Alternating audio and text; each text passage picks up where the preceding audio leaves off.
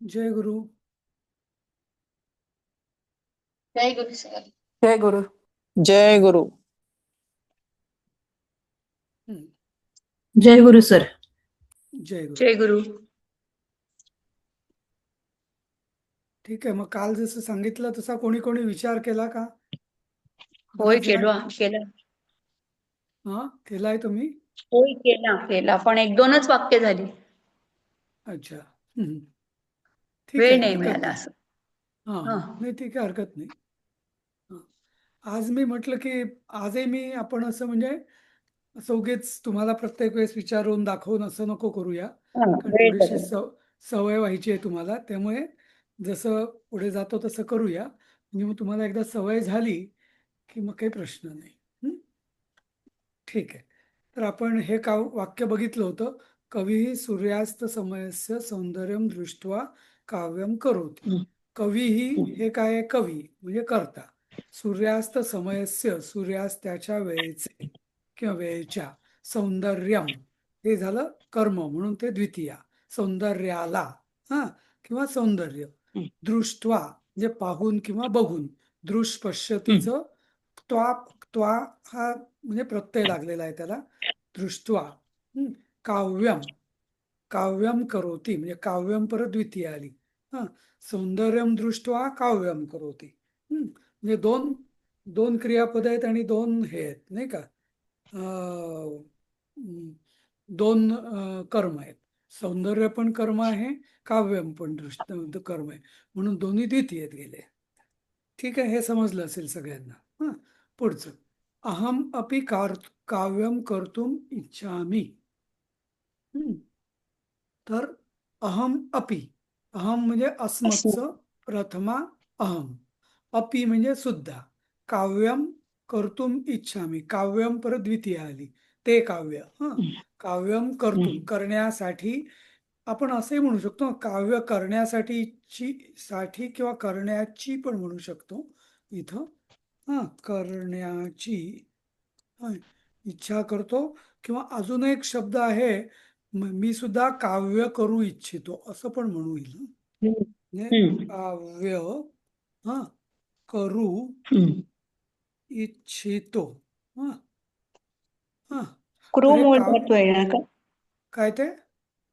मूळ धातू, मूळ शब्द करू इच्छितो मध्ये कर्तुम इच्छामी. काव्यम कर्तुम म्हणजे काव्य करू इच्छितो असं, नाही का? म्हणजे इथं काव्य करण्यासाठी किंवा इथे दुसरा शब्द होईल करू आणि इच्छा करतोच्या ऐवजी दुसरा शब्द होईल इच्छितो.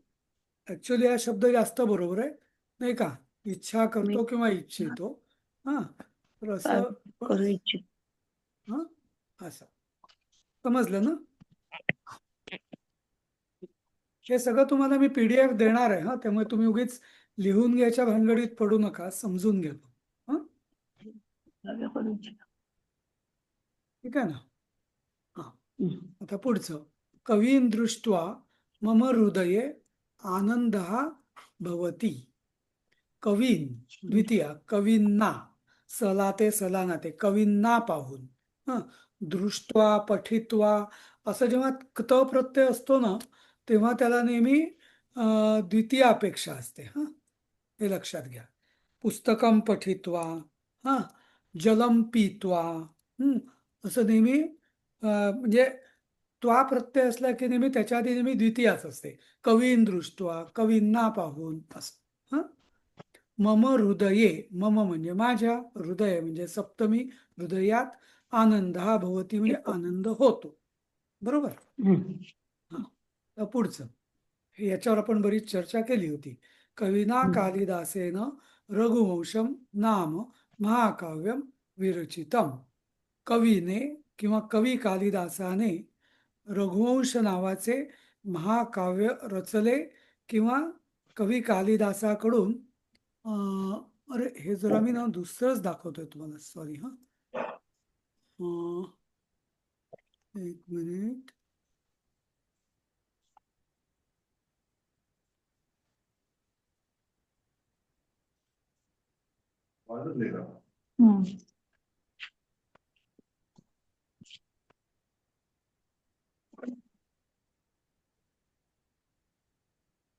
हं.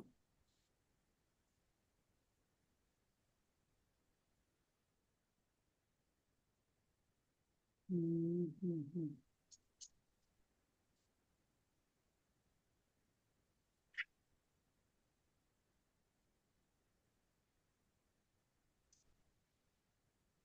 कुठेतरी सेव्ह केली होती एक फाईल.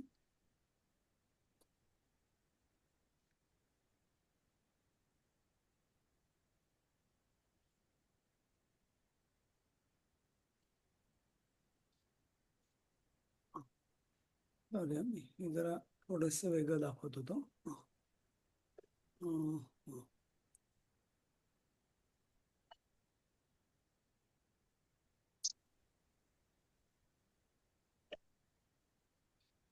हॅलो. हो. जरा मी गडबडीत आहे. कोण बोलताय? सर जरा नंतर बोला, माझा क्लास सुरू आहे. हा. दिसतंय का आता तुम्हाला की नाही अजून? नाही दिसत. नाही दिसत आहे. नाही सर. बरं. सर लोड होत आहे ते.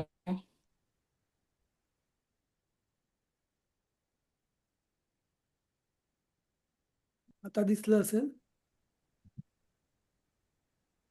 हो दिसतंय आता. हो दिसतंय. हो आलं दिसतंय. आलं. हा, तर ठीक आहे. हा. हा, तर असं आपण म्हणू शकतो, कवी कालिदासाने रघुवंश नावाचे महाकाव्य रचले किंवा कवी कालिदासाद्वारे रघुवंश नावाचे महाकाव्य रचिल्या गेले. समजलं? फरक लक्षात आला? ऍक्च्युली मूळ वाक्य हेच आहे, कारण हे कर्मणी प्रयोगात आहे.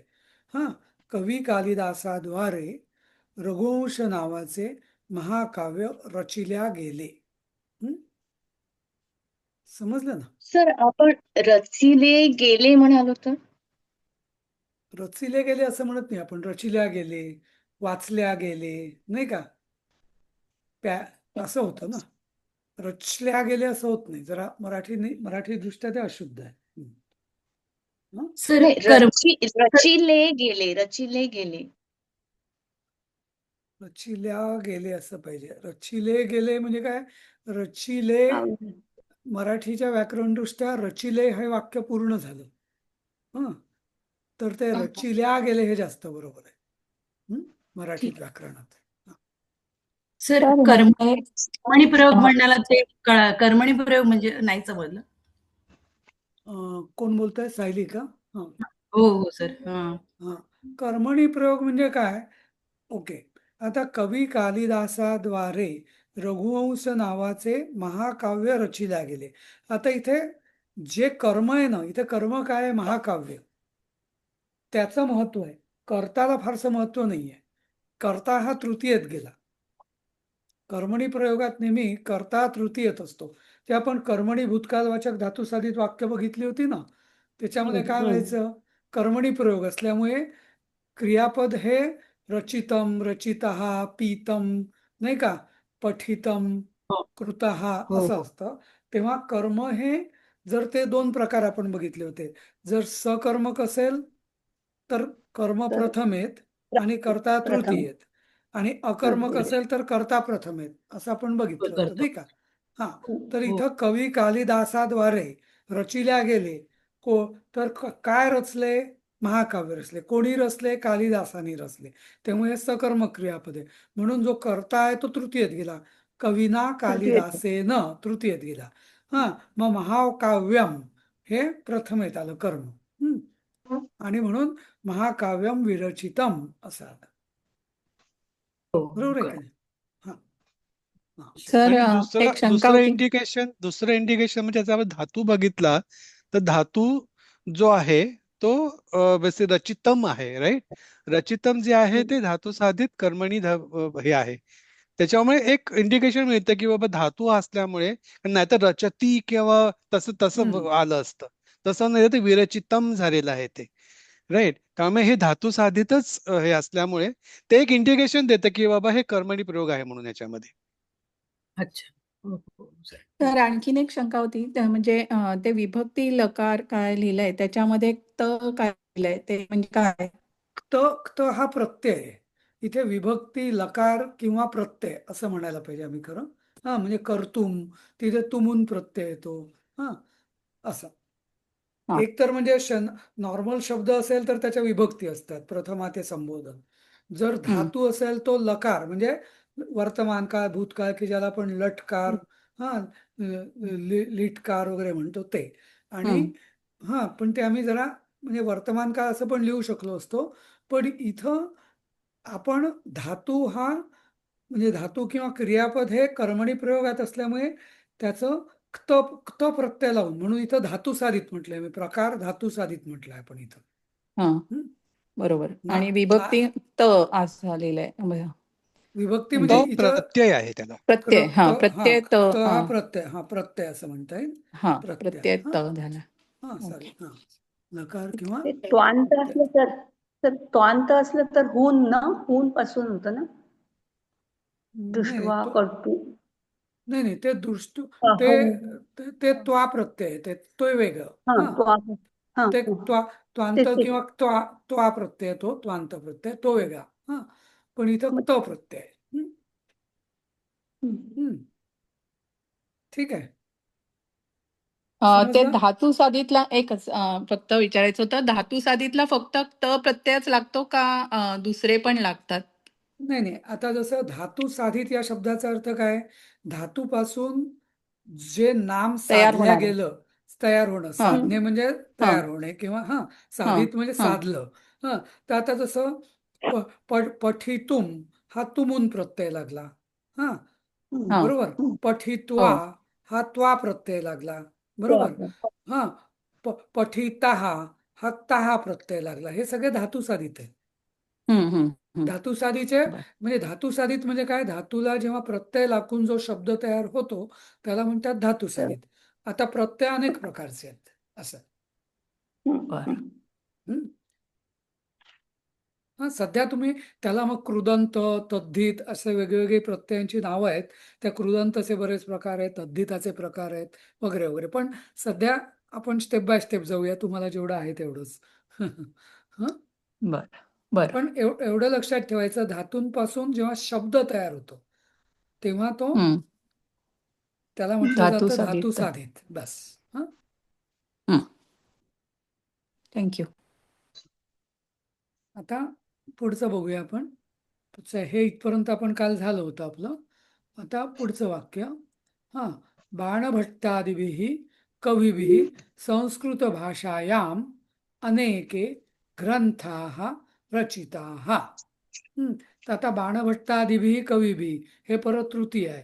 रचिताः हे परत धातू साधित आहे, क्त प्रत्यय. हा पण याचं रचिताः का झालं, कारण तो शब्द आता अनेक ग्रंथ रचल्या गेले ना.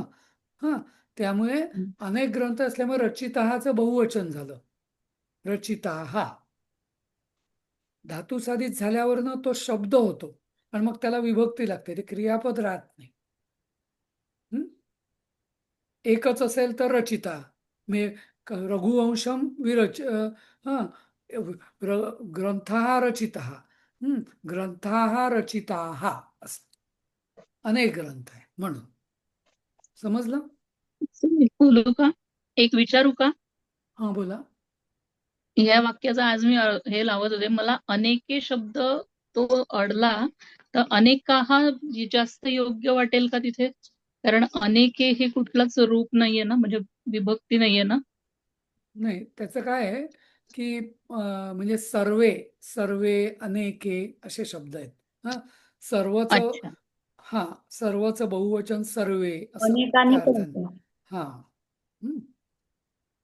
नाही, त्या अर्थाने आपण अनेक विषय आहे. म्हणजे आता पृथक्करण करताना हम्म, अनेकेचं अनेक विशेषण आहे, पुल्लिंग आहे प्रथमा, तर हम्म. मग अनेक म्हणजे राम म्हणजे अकारांत पुल्लिंगी असं होईल ना. तर म्हणजे माझी एक नाही पण शंका आहे, बरं मला माहिती नाही त्यातलं. नाही बरोबर बरोबर. पण अनेक हा शब्द ना सर्व सारखा चालतो आणि सर्वच अच्छा बहुवचन सर्वे होतं, म्हणून अनेके ग्रंथ अच्छा. असं. म्हणजे बरं बरं. विशेषण पण बहुवचनात जातं ना, म्हणून असं. बरोबर बरोबर. हम्म. नाही, आलं लक्षात की सर्व सारखा चालणार आहे म्हणून अनेके झाले. बरोबर. अनेके. हं असं. धन्यवाद. सर्वेषु तर हा अनेकेषु. वाक्य मी ट्राय करत होते, म्हणजे हम्म, प्रयत्न करत होते लिहायचा.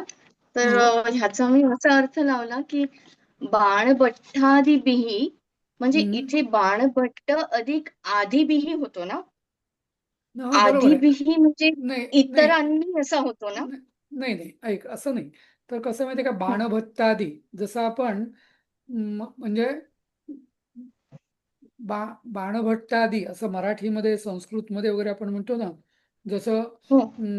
तसं बाणभट्टादी म्हणजे काय, बाणभट्ट वगैरे. आणि वगैरे, हा. बरोबर, वगैरे. तर आणि इतर बाणभट्टादी कवींनी असं बोलू शकतो? आणि इतर कवींनी?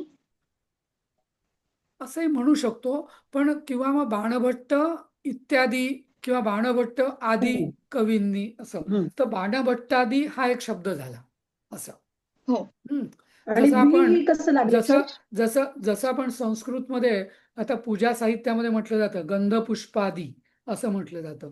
गंध पुष्पादी म्हणजे काय, गंध पुष्प धूप दीप पुष्प इत्यादी. हळद कुंकू इत्यादी सगळं, त्याला गंध पुष्पादी असं नाव आहे. एकच शब्द झाला मग तो गंधादी असं. गंधादी हो, हो. द्रव्य असं म्हणतात. गंधादी द्रव्य म्हणजे काय, की गंध वगैरे सगळे पूजेची द्रव्य असं, नाही का, असं. हो, हो, हो. तसंच तसंच हे बाणभट्टादी म्हणजे काय, बाणभट्ट, कालिदास, अजून भास, अजून कोण कोण, इत्यादी. शूद्रक, असे सगळे कवी कवी, संस्कृत कवी असं. बहुवचन. इत्यादी कवी. बाणभट्ट इत्यादी कवी असं. इत्यादीचा फक्त दी प्रत्यय लावतात ना, मग तो अनेक इति असं होतं. नाही, इत्यादी हा शब्द इति आदी असा शब्द तयार झालेला आहे. इति अधिक आदी बरोबर इत्यादी असं. Okay sir, thank you. हा, आणि तो कवी इथं सारखा इथं चालेल म्हणून त्याचं बाणभट्टादिभिः झालं. बरोबर, कवी सारखा कवीप्रमाणे चालेल. चालतो. हा, इत्यादींनी म्हटल्याचे बाणभट्ट आदींनी म्हटलं तरी चाललं असतं मराठीत. बाणभट्ट आदी कवींद्वारा किंवा इत्यादी म्हणायची गरज नाहीये, आधी म्हटलं तरी चाललं असतं. हा, असं.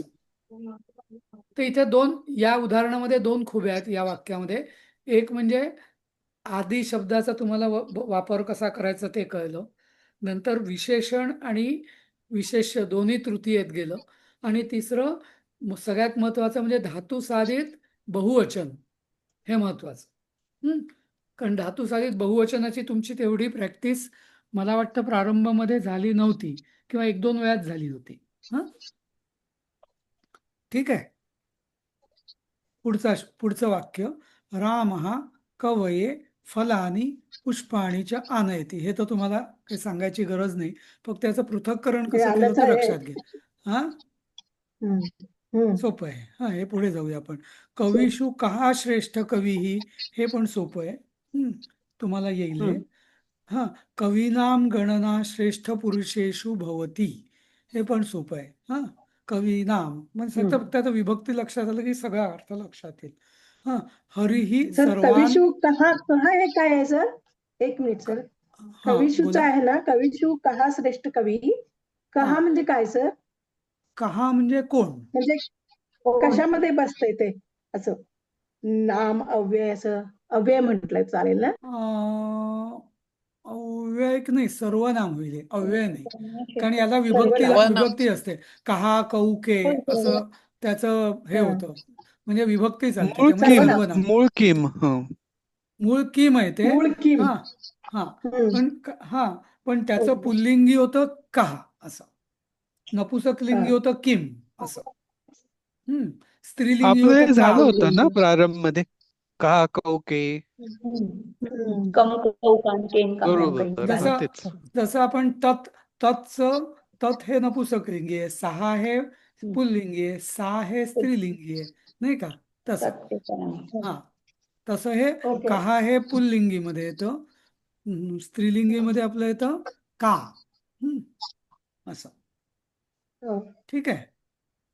आणि आणि कोण कोण श्रेष्ठ कवी, कोण कोण असं विचारायचं असतं तर त्याने विचारलं असतं कवीषु के के श्रेष्ठाः कवयः असं.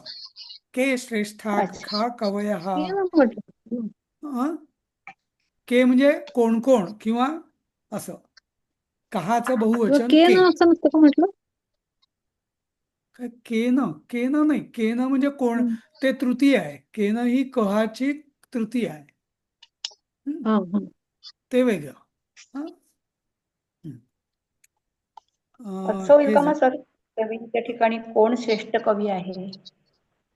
कवींच्यात कोण श्रेष्ठ कवी आहे असं कवींशू, होतं ना सर? कवींशू म्हणजे कवींच्यात, कवींमध्ये. बरोबर. कवींच्यात कोण श्रेष्ठ आहे, हो. श्रेष्ठ श्रेष्ठ कवी कवी आहे. आहे. हा, पण त्यांनी पुन्हा कवी म्हटलं म्हणून आपणही कवी लिहायचं. का हा श्रेष्ठ हा कवी असं म्हटलंय म्हणून असं. कवीनाम गणनचा हे तर सोपं आहे. हरी सर्वान पालयती हे पण ठीक आहे.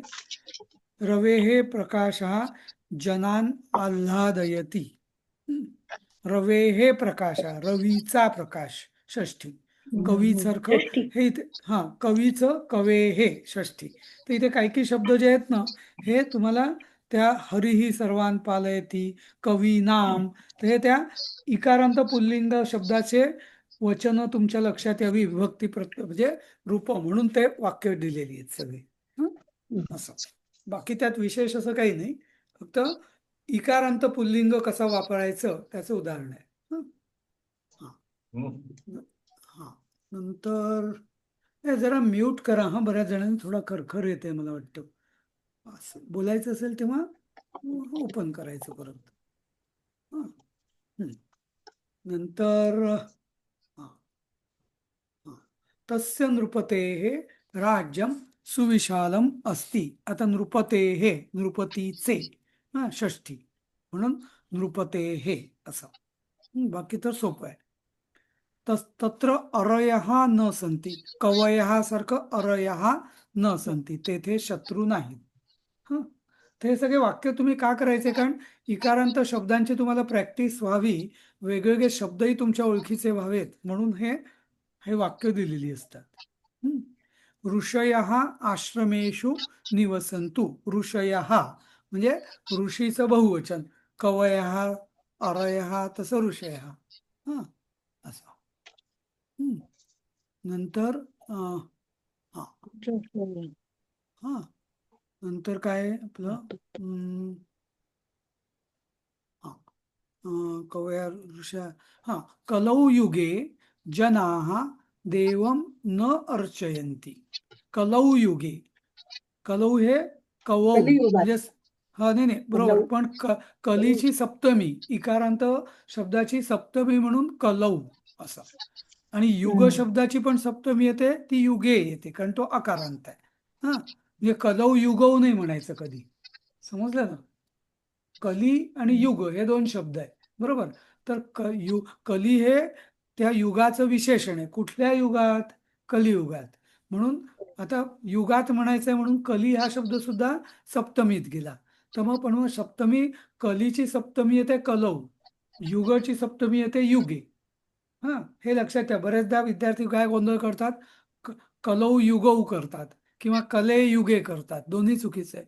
कली शब्द, दोन्ही शब्द सप्तमीत पाहिजे, पण त्याचा अर्थ ते प्रत्यय सारखे सारखे दिसले पाहिजे असं नाही. समजलं ना? हे लक्षात. हो. ठीक आहे. हे मोटोरोला कोण आहे? त्यांनी स्वतःचं नाव नाही लिहिलंय, त्यामुळे कळत नाहीये कोण आहे. इथे आपण देवाची पूजा करत नाहीत म्हणतो ना, म्हणजे ते कलियुगात लोक देवाला नमस्कार करत नाही असं वाक्य बरोबर आहे का? ऍक्च्युअली बरोबर आहे. देव अर्चित नाहीत किंवा देव पूजित नाहीत असं म्हणायला पाहिजे, नाही का? हो, देवाला नमस्कार करत नाही. नाही, नमस्कार नाही. नमस्कार हा वेगळा शब्द आहे. नमंती वगैरे पूजत नाही, पूजत नाही. म्हणजे पूजा करणे. देवाला पूजित नाही. किंवा ऍक्च्युली देवाची पूजा हा शब्द चुकीचा आहे. मी इथे दुरुस्ती करतो. देवाला देवाला अर्चित नाहीत किंवा पूजित नाहीत. नाही, मी अर्चित का म्हणतो? मी अर्चित का म्हणतो? कारण अर्च धातू संस्कृतमध्ये वेगळा आहे आणि पूज धातू वेगळा आहे, म्हणून अर्चित हे ठीक आहे. देवाला पूजत नको पाहिजे, इथे पूजित. पूजत नाहीत. नाही ते पूज हे जरा शुद्ध मराठीमध्ये पूजित म्हणतो आपण असं. हा हा अर्चित म्हणायला पाहिजे, अर्चित किंवा पूजित नाहीत असं. अर्च म्हणजेच पूजा ना. हो पण इथे पूजित इथंच म्हणजे ऐका कोण एकच. अर्चा आणि पूजा हे संस्कृतमध्ये दोन वेगळे शब्द आहेत, मराठीत ते वेगळे शब्द आहेत, बरोबर. मग जर त्यांनी अर्च आणि अर्चा हा शब्दही पूजित म्हणजे मराठीत आहे, पूजा हा शब्दही मराठीत आहे, बरोबर. त्यामुळे इथं जर अर्चायती म्हटलं असेल तर आपण अर्चित नाहीत असंच म्हटलं पाहिजे असं. जो जसा शब्द असेल थोडासा धार्मिक दृष्ट्या अर्चन आणि पूजन याच्यात फरक आहे म्हणून हा असं. हा ठीक आहे. नंतर यतयः उपदेशम कुर्वन्ति. आता यतीचं हे बहुवचन आहेत. यतयः संन्यासी उपदेश करतात. हा नंतर अतिथयः गृहं गत्वा भोजनं करिष्यन्ति. आता अतिथी किंवा पाहुणे भोजन घरी जाऊन, गृहं गत्वा घरी जाऊन भोजन करतील. भोजन किंवा जेवण करतील असं. आता इथे मी पाहुणे हा शब्द ऍक्च्युअली म्हणजे तसं हल्ली म्हणतात अतिथी म्हणजे पाहुणे, पण मूळ धार्मिक दृष्ट्या अतिथी म्हणजे अतिथी म्हणजे जो वेळ काळ न पाहता येतो तो असा, म्हणजे गेस्ट नाही. अतिथी म्हणजे पाहुणे नाही. हा अतिथी म्हणजे जो ज्याला अचानक आलेला त्याला अतिथी म्हटलं जातं. अचानक येतो. हा तो अतिथी असं. अचानक आलेला. हा अतिथी म्हणून. हा त्यामुळे पाहुणे म्हणजे युजली पाहुणे आपले ठरवून येतात नाही का, त्यामुळे आधीपासून असं. ठरवून येतात. हा तेच की. गणपती येणार. हा बरोबर म्हणून तर आपण अतिथी देवो भव असं म्हणतो. बरोबर अगदी अचानक बरोबर. आलेला, न सांगता हा आलेला. म्हणजे काय की त्याचा अतिथी देवो भव म्हणजे काय की ठरवून तुम्ही कोणाला बोलवलं, त्याचा आदर सत्कार केला ते तर कोणीही करेल नाही का. पण कोणी करेल. जो आपल्याला कधी अगदी न अचानक सांगता, आणि अतिथीचं दुसरं असतं की तो अनोळखी पण असतो म्हणजे असू बहुतेक शकतो. वेळ. हा म्हणजे त्याला सुद्धा देवासारखं माना किंवा असं अतिथी देवो भव असं. म्हणजे नॉर्मल पाहुण्यांना किंवा माहिती असलेल्या लोकांना त्यांना देवासारखं मानणं हे तर ठीकच आहे म्हणजे.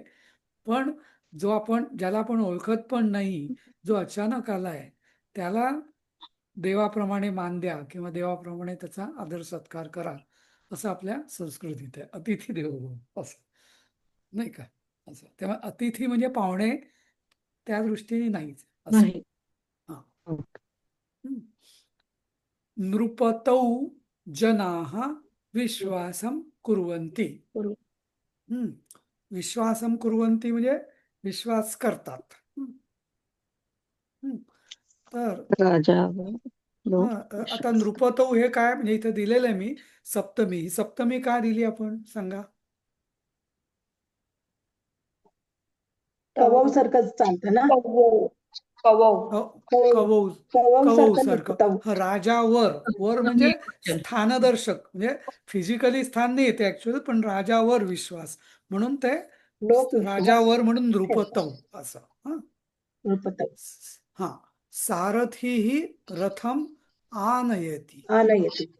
आनयती म्हणजे आणतो. हे झालेलं आहे तुमचं. ऋषीणाम. आता इथे बघा ऋषी नाम आहे. काल कोणीतरी विचारलं होतं ना की न कधी वापरायचा, न कधी वापरायचा. हा तर इथं बघा ऋषी नाम आहे. कारण का रू मध्ये रकार म्हणजे रफार आहे ना, म्हणून तो ऋषी नाम झालं, नाम नाही झालं असं. ऋषी नाम आश्रमः. हा बाणातला नाही येतो. कवी पण हेच कवी असताना कवी नाम होईल. पण अरी म्हणजे शत्रू, अरिणाम होईल. अरिणाम होईल. यती नाम होईल. पण अरिणाम, ऋषीणाम आधीच्या आधीच्या अक्षरांमध्ये एखादा अक्षर जर रकार असेल तर तो नचा न होत असं. सर इथे भूषयंतीचा अनेक अर्थ लावू शकतो ना, जसे अलंकृत करणे, शृंगारित करणे, सजवणे, सजवितात, सुशोभित करतात असं. हो हो करू शकतो ना. आश्रमाला सुशोभित करतात, हो हो वनांना अगदी. सुशोभित करतात असं. हो हो हो हो ते संदर्भानुसार हो थोडा अर्थ बदलतो त्याचा, पण हो भूषयंती म्हणजे तसं चालेल, म्हणजे तसं. हा. ओके हम्म, थँक्यू सर. हम्म. ऋषींच्या जसं आश्रमाने वने शोभून दिसतात असं होऊ शकते ना सर? नाही, आता इथे काय आहे ना, ऋषींच्या एक लक्षात घ्या, हं, एक लक्षात घ्या. जेव्हा अनुवाद हं, करताना ना, शक्यतो विभक्ती बदलायची नाही, म्हणजे मराठीत पण हं, शक्यतो ऋषीणाम आश्रमाहा म्हणजे ऋषींचे आश्रम. आता ऋषींच्या आश्रमांनी वने भूषित होतात ते वेगळं झालं. ऋषींच्या आश्रमांनी, नाही का, ऋषींच्या, हं, हं. नाही का, त्यामुळे ते इतका आश्रमाने बदल नाही करायचा. अनुवाद करताना एक पथ्य ठेवायचं, शक्यतो विभक्तीचं जे रूप आहे ना किंवा वाक्याचा जो बाज आहे ना, तो बाज बदलायचा नाही हं, शक्यतो. हा, हं, जरी जवळपास अर्थ सारखाच होत असला तरी शक्यतो तो बाज जशाच्या तसाच ठेवायचा असं. हं? हं. ठीक आहे. हा, आता खरी गंमत आहे. हे दाखवतो मी तुम्हाला कसं. हं. आता हिंदी संस्कृत भाषेतून संस्कृतमध्ये. संस्कृतमध्ये. हा, आता बघा, कालिदास ने किंवा मेघदूत नाम का काव्य कालिदास ने बनाया है. हं. आता कालिदासने, तर आपण आता काय केलं बघा, कालिदासेन. हा, मे कालिदासेन मेघदूत मेघदूत काव्य नाम का म्हणजे मेघदूतम नाम काव्य, आता काव्यम, हा, रचयति विरचितम. आलं लक्षात? मेघदूतम. हा, आधी असंच वाक्य झालेलं आहे रघुवंशाचं, पण हे आता मेघदूत आहे. तर कालिदासेन मेघदूतम नामकम किंवा नामम काव्यम विरचितम असं. हा, सर आलं लक्षात? रचितम नाही का येणार? कारण मी रचितम लिहिणं विचारते, तर चूक होणार का? नाही नाही विरचित नाही नाही कोणी विचारलं होतं मला, सायली, अं, मी नाही नाही सायलीने आत्ता विचारलं होतं, पण काल अश्विनी आहे का वर्गात? अश्विनी नाही, अनघा मी विचारलं होतं काल, हा तू विरचित विचारतो, आणि हा रचित. हा हा, हा तू विचार. हा नाही, अश्विनीशी पण माझं पण, मला वाटलं की तिच्याशी बोलत ओके होता ओके. मी. हा हा नाही, तर अनघाला मी काल सांगितलं होतं ते, की विरचितम आणि रचितम मध्ये काय फरक आहे. तर नुसतं म्हणजे आपलं एखादं पत्र लिहिलं, किंवा एखादं वाक्य लिहिलं, तर त्याला आपण रचितम असं म्हणू शकतो. जसं, हा, पण मेघदूत वगैरे हे जे मोठं म्हणजे मोठी कृती आहे नाही, त्यामुळे त्याला विरचितम, विशेष, वि या शब्दाचा अर्थ विशेष असा होतो. हम्म, ओके ओके. समजलं ना? सर, हा, विशेष या पुस्तकामध्ये अर्थाने वेगळे वाक्य. काय आहे. पुस्तकामध्ये नाम शब्द नाहीये. मेघदूत काव्य कालिदासांनी रचले. हा, मग मग मेघदूतम, मग मग मग मेघदूतम काव्यम असं पण चालेल. मग नाम का गरजच नाहीये. कालिदासांना हा, रचयची. पण आता काय ना, सांगतो तुम्हाला की तू अपर्णाताई, तुमच्याकडे हिंदी आहे की मराठी आहे पुस्तक? मराठी मराठी. हा मराठी आहे. हा, मग मराठीतला आता आपण हा जो रेफरन्स घेतलेला आहे ना सगळा, तर हा हिंदीतला घेतलेला आहे. कारण का ओके मुद्दाम, ठीक. कारण सरांकडे व्हायला. तुम्हाला परीक्षेत ठीक हिंदी आहे, येणार ना, म्हणून तुम्हाला ठीक आहे. त्याची सवय व्हावी म्हणून आपण आणि बरोबर. मग परत मग ते काय व्हायचं, आम्ही आधी मराठी पण वाक्य ठेवली होती, पण मग आपण मग त्यातच तुलना करायचो की हे मराठी हिंदी बरोबर आहे का असं. म्हणून ओके. म्हटलं ते काढूनच टाकूया असं. हं? असं.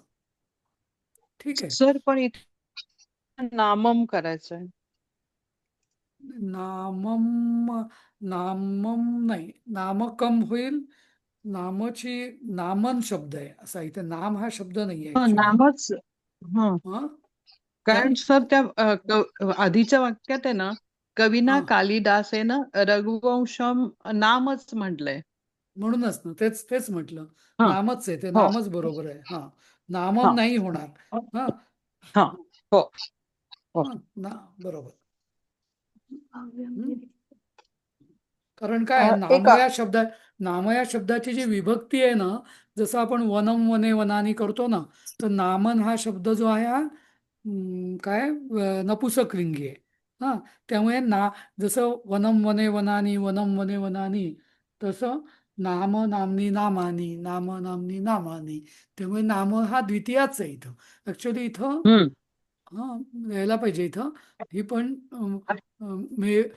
मेघदूतम नाम पण इथे द्वितीया नको, नामच आहे. म्हणजे प्रथमा या अर्थानेच नाम आहे असं. नाम का म्हणजे इथे इथे मी लिहितो मुद्दाम प्रथमा एकवचन हे. नाही तर तो गोंधळ होईल तुमचा. काल आपण ते अव्यय म्हणलं होतं का नाम हा शब्द का नाही?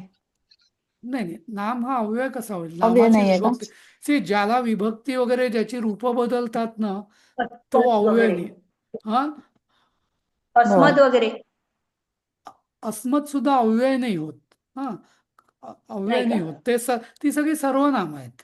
हा, सर्व ना सॉरी मला हा अव्यय म्हणजे चुकून लिहिलं असेल तर माहिती अस्मद. नाही मला, पण म्हणजे चुकी असेल ती. पण ज्याला विभक्ती नाही. लागते ना, त्याला कधी हा. अव्यय नाही म्हणायचं. अव्यय. नाही. व्यय म्हणजे ज्याचं हा. बदलतं त्याला म्हणतात अव्यय. जे बदलत नाही त्याला म्हणतात अव्यय. व्यय म्हणजे पण बदलणार. सर ते आता दृष्ट्वा नाम हा शब्द जो आहे तो हा. देव सारखा जर चालत असेल तर ते देवचं आपण देव हा शब्द असा कधीच वापरत नाही. तर नाम हा शब्द तसा वापरतो का? नाही, बरोबर. नाही, कसं आहे माहितीये का, जसं हा. देव, राम ही जी शब्द हा. आहे ना, ही अकारांत पुल्लिंगी आहेत. बरोबर. ओके. आता नाम हा शब्द आहे ना, मूळ शब्द हा नामन आहे. हो, बरोबर. नामन. आणि हा नकारांत नपुसकलिंगी आहे. बर. हा, असे काही काही शब्द आता तुम्हाला पुढे पुढे लक्षात येईल. जसं चंद्र, शशीन हे मूळ नाव आहे. हा, बरोबर. पण त्याला म्हणताना त्याच्या विभक्तीमध्ये शशीन हा शब्दच येत नाही, तो शशी येतो असं. राजन, मूळ शब्द आहे राजन, पण त्याचा शब्द होताना तो राजा असा होतो.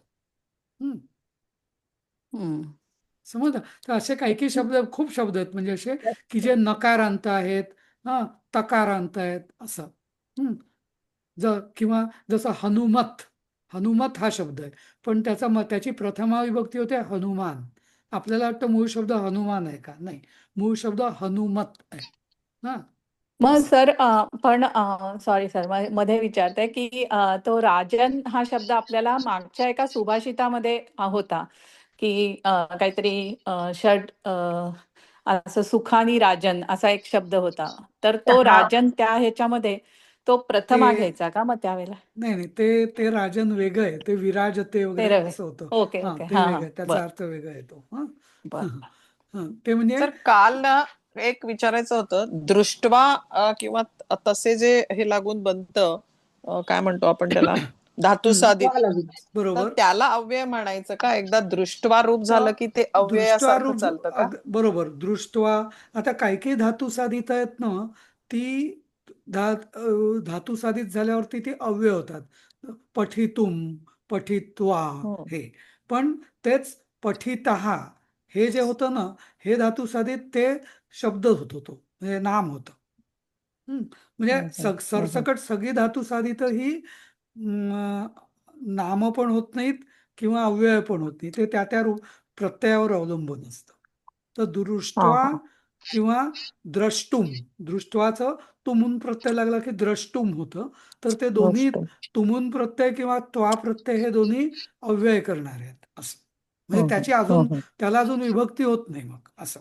किंवा त्याला बहुवचन, अनेक वचन वगैरे वगैरे पण प्रकरणं नसतात त्याला असं. मग लिहिताना पण अव्यय म्हणून लिहायचं का त्याला? काय ते दृष्टुम वगैरे आलं तर लिहिताना आम्ही याचा कॉलम करून लिहिताना अव्यय म्हणूनच लिहायचं का? अव्यय म्हणून लिहायला हरकत नाही तुम्ही. हो, बरं. आता वेळ संपत आली आहे. उद्या तुम्ही मराठीची सगळी वाक्य करायची आहेत. आता तुम्हाला बरंच कळलंय या पद्धतीने. तर आता किती 23 तारखेपासून क्लास चालू झालाय का? नाही, फक्त 23 ला झाला आणि मग काल झाला परवा असं. एक मिनिट, तुम्ही आता हे चार्ट प्रमाणे दिले ना, तशी सगळी वाक्य करायची का? चार्ट प्रमाणे दिले तशी करायची म्हणजे वाक्य? तशी करा, म्हणजे तुम्हालाही तुमचे